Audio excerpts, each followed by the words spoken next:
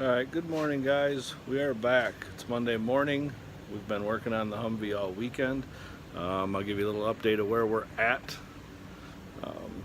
Motor is in.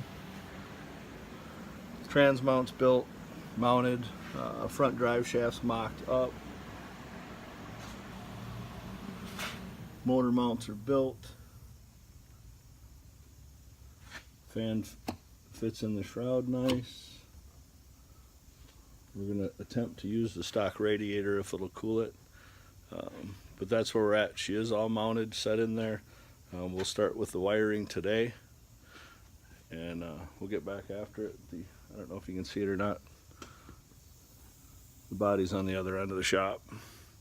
That's where we're at, folks. I'll keep plugging away on the wiring today, and I'll get back with you. Thanks for watching.